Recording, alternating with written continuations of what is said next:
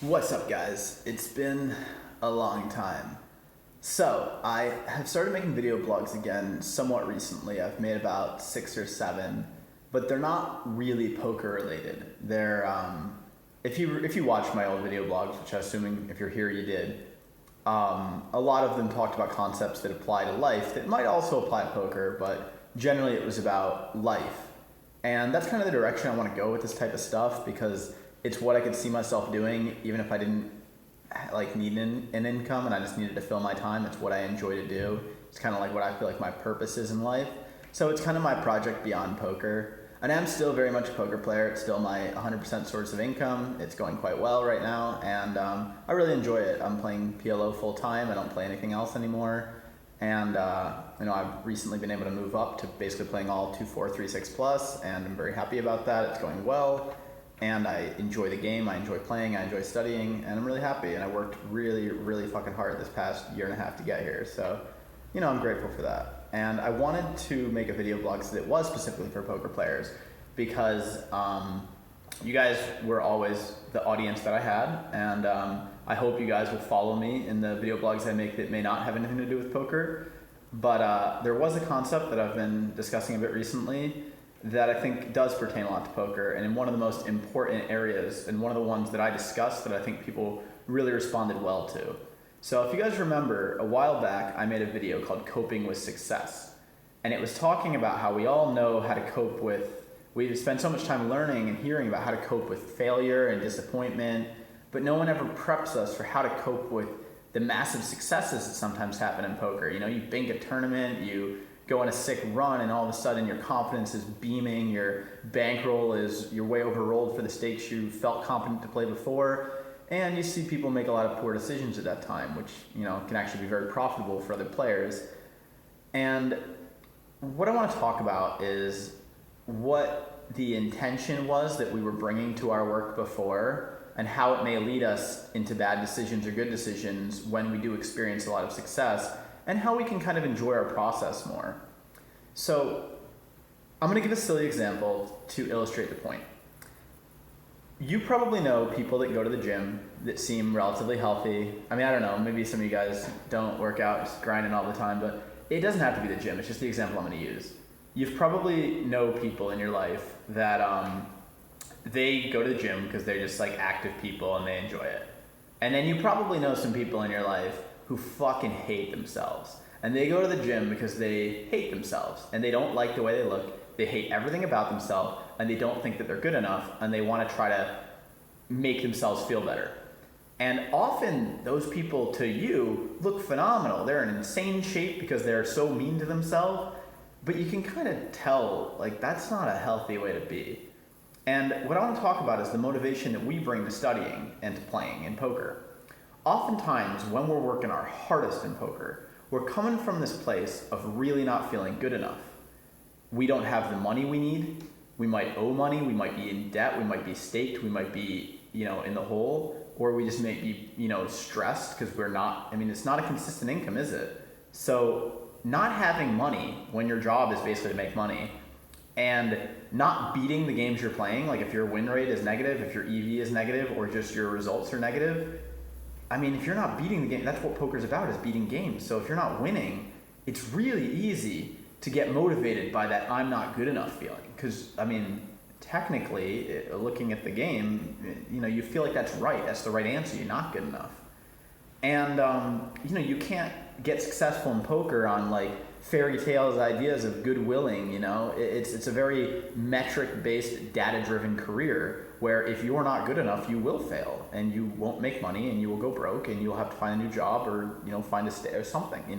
It's a very harsh, real climate, and you can't just positive self-talk your way there. And I respect that 100%. So I don't want anyone to think I'm sitting here trying to tell you to delude yourself.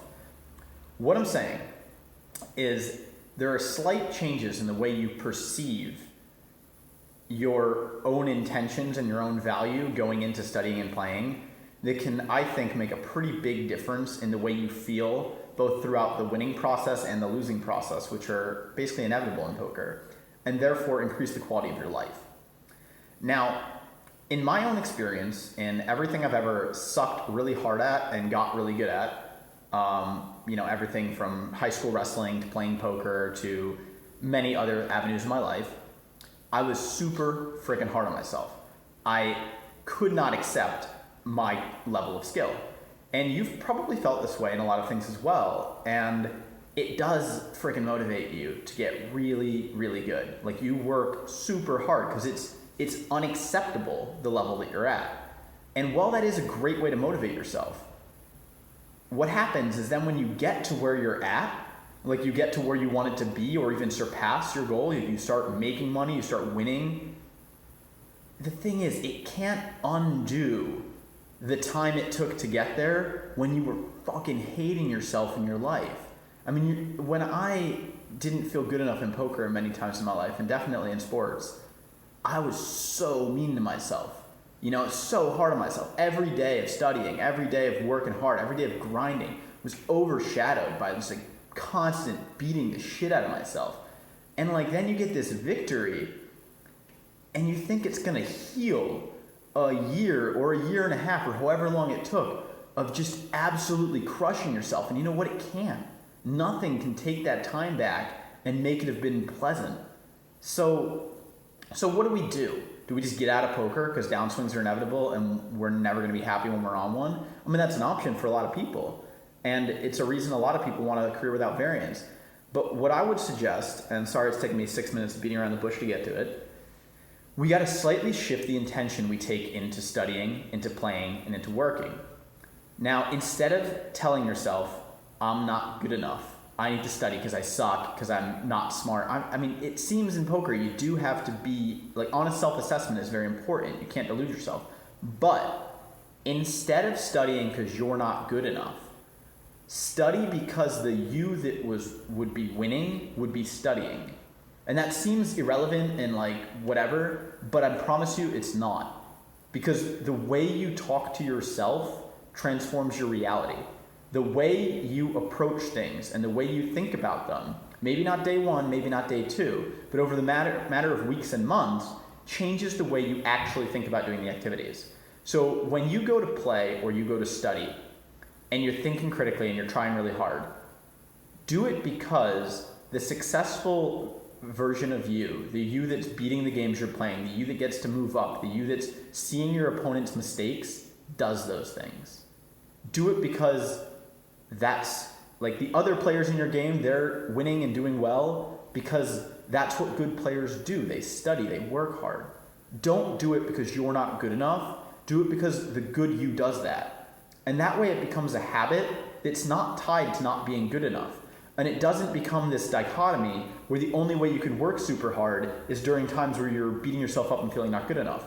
Because what's happened to me, and probably there's people wiser than me who don't need to hear this video, but what's happened to me in every avenue of life I've excelled at is once I got to a point where I felt like I could stop beating myself up, my motivation got crushed. It just wasn't there. And I knew it was happening, and I felt super stupid about it, and really, it's like you're arrogant and overconfident, but you know it, and there's nothing you can do. You just can't care to try and keep working hard because you just, I don't know, you need that break from being so hard on yourself. And if you didn't beat yourself up the whole time that you were killing yourself to get good, if you were kinder to yourself during that process, then it would be a much more attractive option to continue it when you didn't have to. But when you're approaching studying and approaching working hard from this constant pressure you put on yourself that you suck, you're not good enough, you're gonna fail, you need to do, when you put that on yourself every time that you need to really take massive action, it's not a surprise that when the actual dire need to pay rent is gone, when the actual dire need to excel or fail isn't quite there because you've reached some success, that motivation goes away because you can't keep doing that to yourself your whole life. You just die. So we need to find a way to be on our process, the process that continues to make us a better player every day, while still enjoying the time, enjoying the everydays of our life. So shift your perspective and take the impetus off yourself. And you need to look at how good you are honestly and assess when you're making game selection decisions. But you don't need to do it every second of every day just because you're a poker player. And this is what we do. We're constantly valuing ourselves based on how good we are in respect to our career. But instead, just take a step back. Don't study because you're not good enough. Study because you're a poker player and poker players study, and you want to be a good poker player and good poker players study more. You know? It seems slight, but it's not. When you picture yourself successful, which I think is very important. I don't know if you guys have been watching fights, but Conor McGregor, fucking man, visualizes. He visualizes winning. He pictures the shots. He pictures the guys coming in. He pictures what they're going to do, how he's going to react. He visualizes it. So when it happens, it's like it's not the first time. He's done it a million times before in his head. Picture yourself, whether you're a tournament player, whether you're a sit-and-go player, cash game player, picture yourself having a great session. And then picture yourself taking that extra 10 minutes at the end of that session to review the big hands you played, even though you crush. Review those hands just like you would if you were losing and you're like, oh my God, I'm not good enough. I need to look, what did I do wrong? What did I do wrong? Like, I can't keep making these mistakes. Picture yourself happy. Picture yourself proud of yourself. And picture yourself looking at the spots, because that's just what successful poker players do. You play a session, win or lose, whatever. I mean, this is where we want to be, where we're not so tied to our results. We're successful enough that no week, month is going to break us. And we're just constantly like reviewing our play, because that's what good poker players do. And we're studying because, I can't say it enough, that's just what good poker players do. We study for that reason, not because we're not good enough right now. Because if you're studying because you're not good enough right now, eventually when you take that pressure off yourself and you allow yourself to feel a little bit better about your life, that motivation to study goes away, because it was only being put on yourself by constantly beating yourself up. So picture your successful self. So picture yourself winning a tournament, and then instead of like champagne and bottles, picture yourself open up Hold'em Manager, write to a friend on Skype and be like, hey, I just played this tournament, what do you think about this hand? What do you think about that hand? Like, still do that stuff. And realize that if you study all the time, this stuff is obvious, but like it's the way that even though it's obvious, it's still hard to do. And I think the reason it's hard to do is because we don't realize what's really going on when we're working super hard, we're beating ourselves up. So picture just yourself in a life as a poker player, who just studying is just part of it, It's always there. It's something we just always do. We do it when we win, we do it when we lose, and we do it because that's what good poker players do, and we want to be a good poker player. And that way you never have to beat yourself up and get on that path where you're just totally aggressive with yourself because you're failing. Because when you're on that path, it can't keep forever, and you're going to get to a point where you're comfortable enough to take that pressure off yourself, and your game's going to start to slip. So I try to take this approach to everything I'm doing. I don't meditate to be happy. I meditate because Happy James meditates. I don't go to the gym to be fit. I go to the gym because fit James works out. Fit people work out. I don't study poker because I want to be good at poker. I study poker because good poker players study.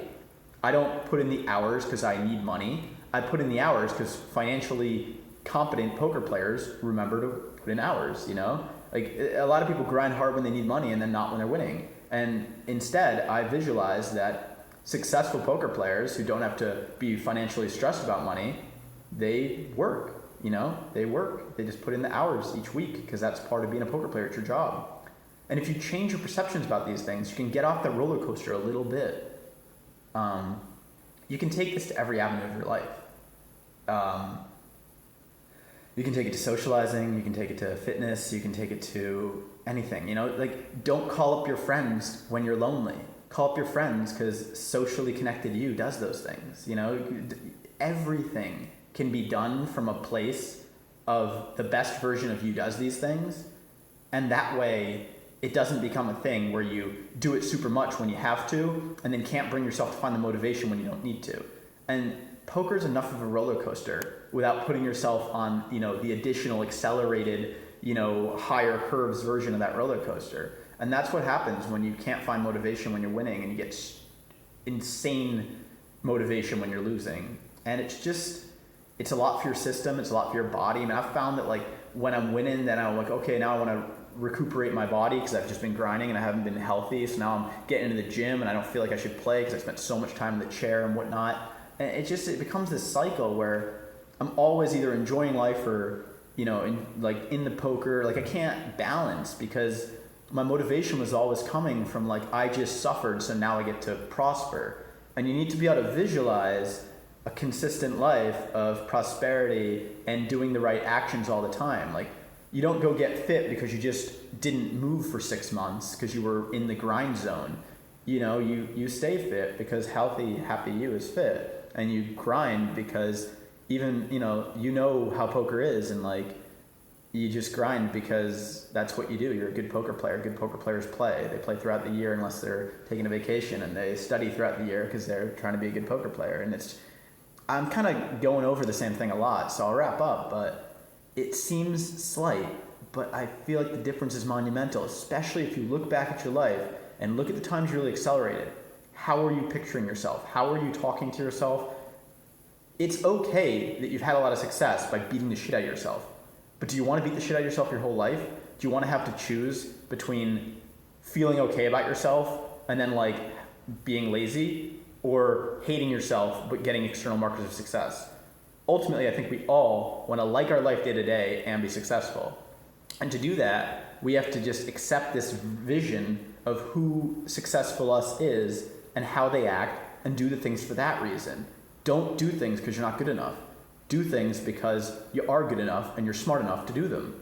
So try to make that shift when it comes to studying and playing. And I think, like I said, just trust me, try it, hold it, do it for some weeks, and you'll start to feel a difference in the way you approach your studying and the way you approach your playing, and just the way you feel about your life as a poker player. You're gonna feel good because you're being responsible and you're being smart, and the results come and they go, but your process needs to stay the same.